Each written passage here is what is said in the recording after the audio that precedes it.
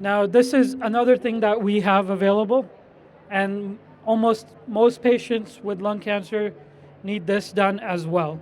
So this is an endobronchial ultrasound.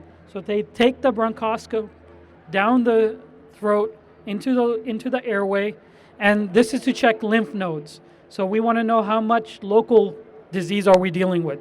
So we'll do a bronchoscopy, do an ultrasound, and look at those lymph nodes, and our pulmonologist will biopsy it there and then, and that way we can know, okay, on the CAT scan the cancer looks this big, but is there any cancer in the lymph nodes?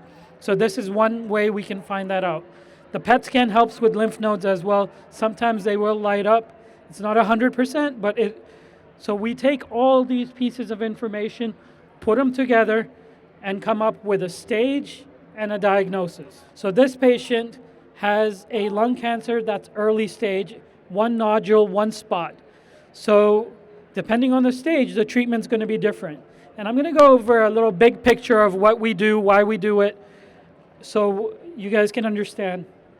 So once we get all this information, they'll go back to the multidisciplinary tumor board. We're going to decide, okay, is this patient someone we can do surgery on? Is this patient someone we can do radiation on? How should we best treat this patient? And that same conversation the oncologist here will have with the patient. So we're going to ask the patient, okay, what's your performance status? How healthy are you? What are your other medical problems? So that gives us a good idea of patient's overall picture. And then we look at the cancer's overall picture. So when we're deciding treatment, there's multiple factors that we're looking at. We're looking at what does the cancer look like? What does the patient look like? What does the treatment look like? So is that treatment okay for this patient? Is that treatment not okay for this patient? So we're going to get all these pieces, put them together, and come up with a treatment plan.